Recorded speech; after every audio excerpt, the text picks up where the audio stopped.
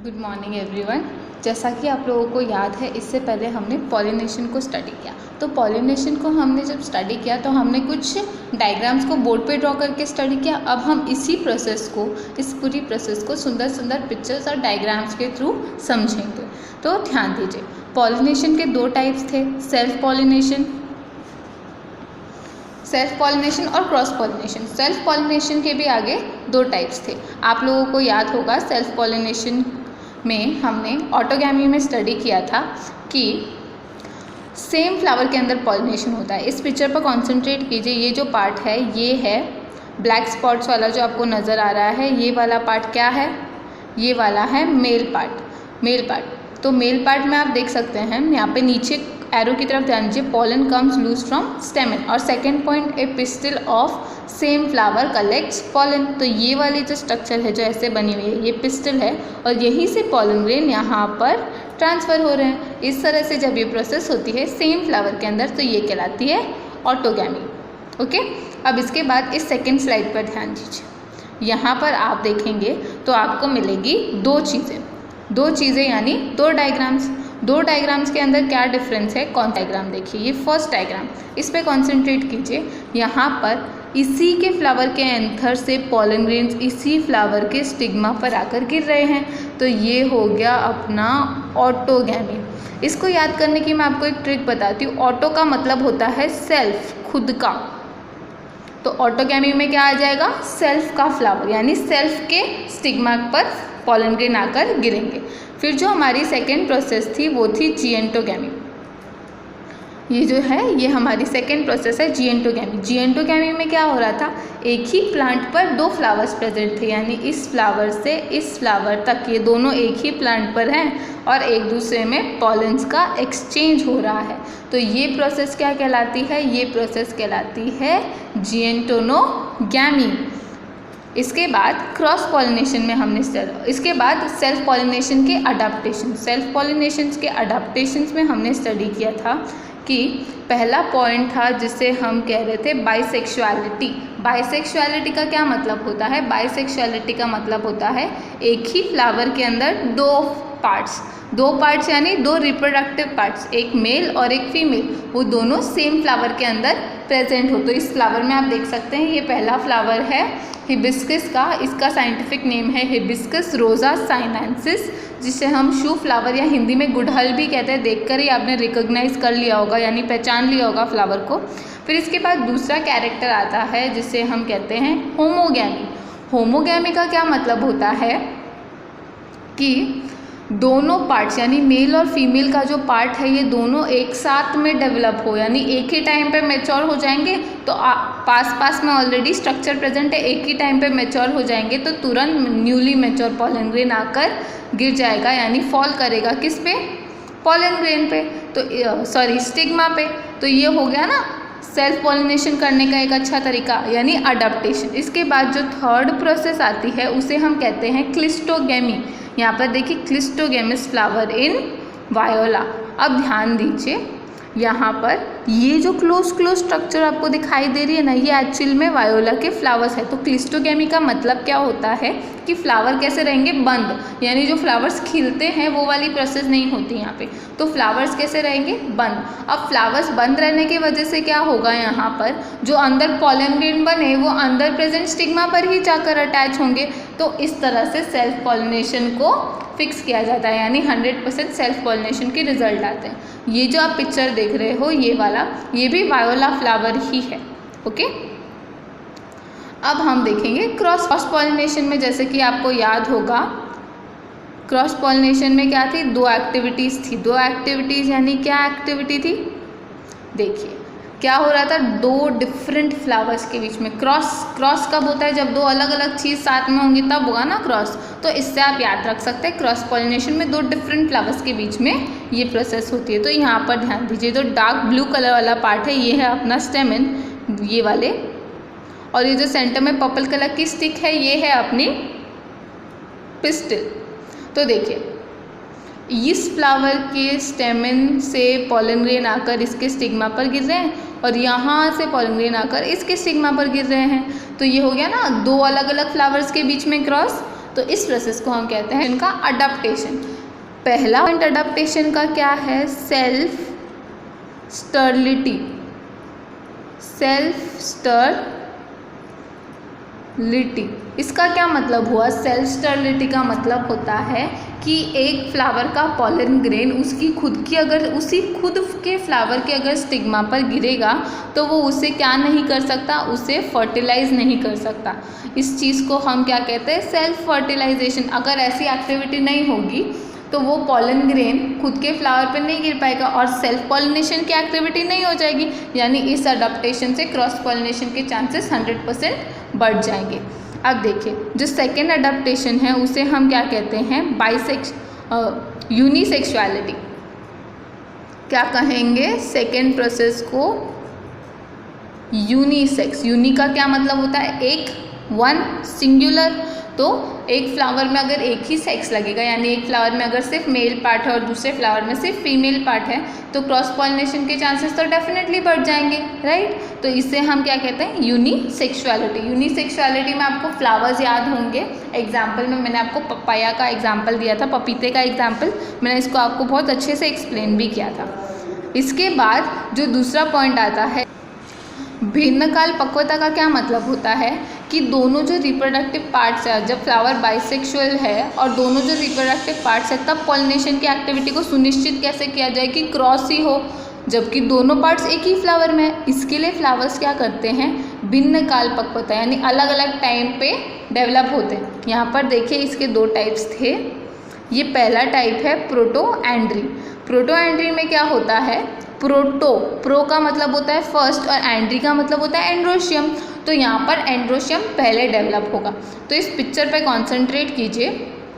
First day of flower क्या है? Stigma close है और एंथर से पॉलन ग्रेन निकल रहे हैं। फिर सेकेंड डे ऑफ फ्लावर पर देखिए, स्टिग्मास ओपन हो गए और एंथर से तो पॉलन ग्रेन ऑलरेडी शेड हो चुके हैं, यानी अब पॉलन ग्रेन कोई काम के ही नहीं है। उसके बाद स्टिग्मा ओपन हुआ, इससे क्या हो गया?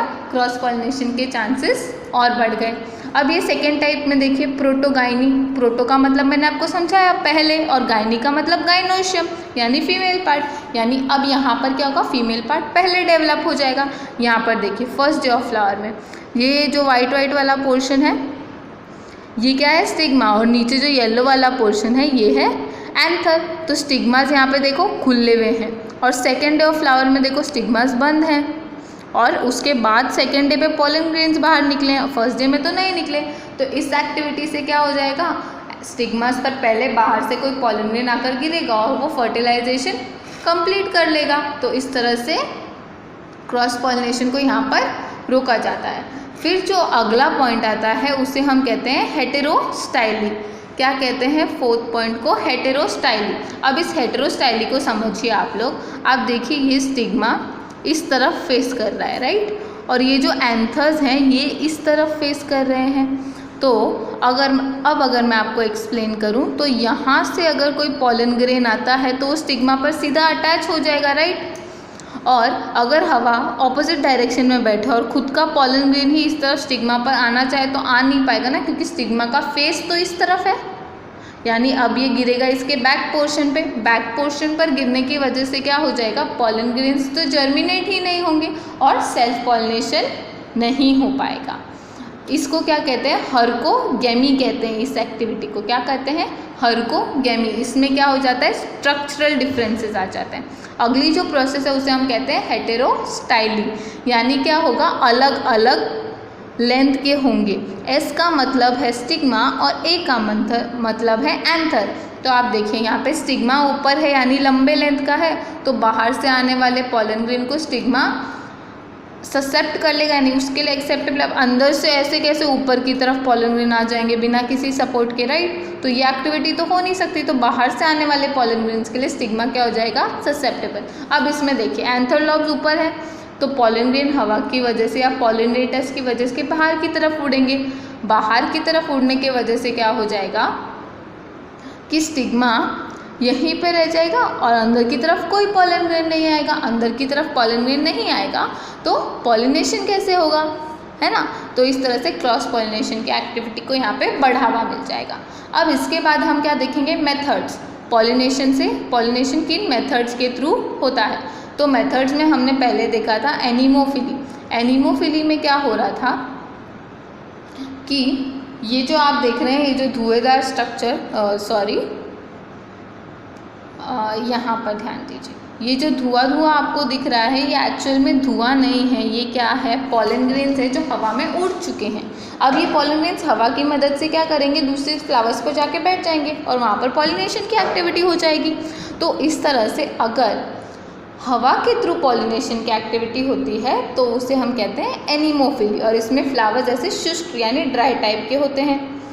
फिर आप देखिए दूसरा टाइप हाइड्रोफिली। हाइड्रोफिली में ये देखिए हाइड्रो पॉलिनेशन हो रहा है और इस पिक्चर में पानी की सतह पर, देखिए मैं आपको एक्सप्लेन करती हूँ, इस पिक्चर पर कॉन्सेंट्रेट कीजिए। यहाँ पर देखिए ये क्या है, ये सारे इन्फ्लोरेसेंस है और यहाँ से पॉलन ग्रेन कैसे रिलीज हो रहे हैं। पॉलन ग्रेन्स ऐसे मुक्त हो रहे हैं तो आसपास की तरफ जो भी ऐसे ही प्लांट होंगे वो क्या करेंगे, पॉलन ग्रेन को एक्सेप्ट कर लेंगे और फर्टिलाइजेशन की प्रोसेस हो जाएगी। यहाँ पर देखिए, यहाँ पर पॉलन ग्रेन्स आ रहे हैं वाटर के थ्रू इन फ्लावर्स पर, जिससे यहाँ पर पॉलिनेशन की एक्टिविटी कंडक्ट हो जाएगी। और ये जो पिक्चर है ये सिरेटोफिलम प्लांट का होता है, इसमें बहुत माइन्यूट स्ट्रक्चर में फ्लावर प्रेजेंट होते हैं, यानी छोटे छोटे एकदम। तो यहाँ पर भी इनसाइड दी वाटर होता है। अब ये वाला जो आप देख रहे हैं ये वाटर की सरफेस पर पॉलिनेशन होता है, यानी पॉलन ग्रेन जो होंगे वो सतह पर ऊपर तैरते हुए किसी ऐसे ही सतह पर प्रेजेंट फ्लावर के पास जाएंगे और वहाँ पर पॉलिनेशन की एक्टिविटी को कंडक्ट करेंगे। तो इस तरह से ये पॉलिनेशन कैसे हो जाएगा, मेथड है, उसे हम कहते हैं एंटेमोफिली यानी इंसेक्ट के द्वारा। इंसेक्ट के द्वारा में आप पहला पिक्चर देख सकते हैं, ये है क्या, बग है ये पॉलिनेशन करवा रहा है। दूसरे पिक्चर में आप देख सकते हैं ये है एक बी में कौन सा भी बी हो सकता है, बम्बल बी हो सकता है, हनी बी हो सकता है, इस तरह से काफ़ी सारे टाइप के बीज होते हैं। अब आप देखिए इस बी के लेग पर ये एक बास्केट है, क्या है ये, बास्केट प्रेजेंट है। अब ये बास्केट प्रेजेंट होने से क्या होता है, ये बास्केट पॉलन ग्रेन्स को कलेक्ट कर लेता है जो बी अपने यूज़ के लिए यूज़ करता है, और बाकी इसकी टांगों पर, एंटीना पर और पूरी बॉडी पर जो पॉलन ग्रेन्स बिखरे हुए हैं, ये जब एक से दूसरे फ्लावर पर जाएगा तो ये पॉलन ग्रेन्स उस दूसरे फ्लावर पर गिर जाएंगे और ऐसे पॉलिनेशन की एक्टिविटी कंप्लीट हो जाएगी। इस पिक्चर में भी आप देख सकते हैं कि ये बी पूरी तरह से पॉलन ग्रेन से भरा हुआ है, यानी इस बी में कोई एक्टिविटी आकर ये बैठेगा तो ये पॉलिनेशन की एक्टिविटी करवाता है। और भी बहुत सारे इंसेक्ट्स पॉलिनेशन करवा रहे हैं। मुझे ये पिक्चर्स काफ़ी ज़्यादा सुंदर लगी, इसलिए मैंने ये आपके सामने रिप्रेजेंट करी। आप और भी पिक्चर्स सर्च कर सकते हैं और इसे और एफिशिएंटली याद कर सकते हैं। अब अगला टाइप था ऑर्निथोफिली। ऑर्निथोफिली में बर्ड्स के द्वारा हो रहा था। बर्ड्स में मैंने आपको बताया था बर्ड्स की बीक की साइज़ और फ्लावर की साइज़ उसके अकॉर्डिंग होती है। तो देखिए मैं आपको दूसरे साइड में ईजिली समझाती हूँ। यहाँ पर देखिए इस बर्ड का बीक आप देखिए इस शेप का है और इस फ्लावर का भी शेप ऐसा है।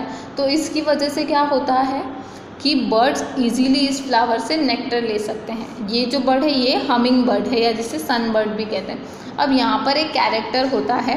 कैरेक्टर क्या होता है कि बर्ड्स के पास में, बर्ड्स या इंसेक्ट्स को फ्लावर के पास जाने के लिए कोई ना कोई लालच की आवश्यकता होती है, जो क्या होता है फ्लावर का सुंदर यानी अट्रैक्टिव होना, ब्राइट कलर्स का होना और उनके पास नेक्टर यानी मकरंद होना। अब जो अगला टाइप है उसे हम कहते हैं कायरोप्टेरोफिली। कायरोप्टेरोफिल जो किसके द्वारा होता है, बैट्स के द्वारा। बैट्स के द्वारा ये देखिए बैट्स फ्लावर्स के पास जा रहे हैं। अब बैट्स फ्लावर के पास दो चीज़ों के लिए जाते हैं। कौन सी दो चीज़ें, एक तो या तो उनके पास इंसेक्ट्स के लिए जाते हैं या खुद किसके लिए जाते हैं, नेक्टर यानी मकरंद के लिए जाते हैं। इंसेक्ट्स की खोज में इसलिए जाते हैं क्योंकि अगर बैट कार्निवोरस यानी मांसाहारी है तो वो इंसेक्ट खाने के लिए जाएगा, और अगर बैट हर्बीवोरस है तो वो नेक्टर यानी मकरंद के लिए जाएगा। तो इस तरह से इसके अलावा जो पॉलिनेशन की एक्टिविटी होती है वो और भी कई एनिमल्स करवाते हैं। जैसे मैंने आपको समझाया था स्नेल्स होते हैं वो भी करवाते हैं, गिलहरियाँ भी करवाती है। इसके बाद जो लास्ट टॉपिक आता है वो होता है सेल्फ इनकम्पैटिबिलिटी। सेल्फ इनकम्पैटिबिलिटी को हम कैसे एक्सप्लेन करते हैं, सेल्फ इनकम्पैटिबिलिटी में हम क्या देखते हैं कि पॉलन ग्रेन किसी ना किसी वजह से जर्मिनेशन कर भी ले तो क्या फर्टिलाइजेशन नहीं करवाता, यानी मोटिव क्या है यहाँ पे, खुद ही फर्टिलाइजेशन न कर पाना। तो तो पहला पॉइंट देखिए कि ये कैसे हो सकता है, या तो पॉलन ग्रेन का जर्मिनेशन ही ना हो, जैसे इन तीनों में हो रहा है, जर्मिनेट ही नहीं हुआ, पॉलन ट्यूब ही नहीं निकली तो फर्टिलाइजेशन नहीं होगा। दूसरा, जर्मिनेशन भी हो गया, छोटी सी पॉलन ट्यूब निकल भी गई, अब वो पॉलन ट्यूब आगे ग्रो ही ना करे। फिर तीसरा, पॉलन ट्यूब भी निकल गई, चलो पॉलन ट्यूब निकल गई तो वो अपना रास्ता भटक गई और एग सेल तक पहुंच नहीं पाई, तो ये एक रोग हो गया। चौथे में क्या होता है, पॉलन ग्रेन बीच में ही फट जाती है, यानी बीच में मेल गैमेट को छोड़ देती है, इसकी वजह से मेल गैमेट फर्टिलाइजेशन नहीं कर पाते। और पांचवें पॉइंट में क्या होता है, किसी तरह से पहुंच भी गई है एग सेल तक, पर मेल गैमेट में ये क्षमता ही नहीं होती कि वो फर्टिलाइजेशन करवा पाए। तो इस तरह से हम पॉलिनेशन की पूरी एक्टिविटी को स्टडी करते हैं। ठीक है, तो आपको ये टॉपिक मैंने पहले ही समझा दिया, पर यहाँ पर पिक्चर्स काफ़ी सुंदर सुंदर है, जिसकी वजह से आपको समझने में और आसानी होगी, इसलिए ये पिक्चर्स मैं आपके सामने लाई हूँ। ओके।